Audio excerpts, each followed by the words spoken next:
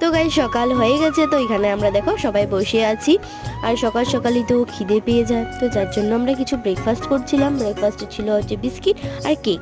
আর ট্রেনে বসে থাকলে তো এমনও খিদে পেয়ে যায়। দেখো এখানে মা বাবা বন্ধু সবাই আমরা গল্প করছিলাম।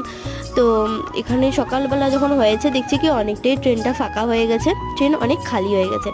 তারপর দেখো এখানে আমি ঝটপট ঝটপট ঝটপট করে খেয়ে নিলাম। আর দেখো আমাদের এখানে আসামের প্রাকৃতিক সৌন্দর্যতে ভরা, গ্রিন গ্রিন গ্রিন চারোদিকে, এতই সুন্দর চারোদিকটা।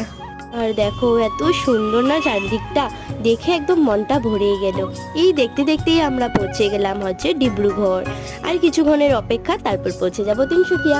তো দেখো এখানে মা বাবা বোন সবাই রেডি যে নামার জন্য। আর মনে তো সবার অনেক খুশি, কেন কি এতদিন পর আসছি হচ্ছে বাড়ি।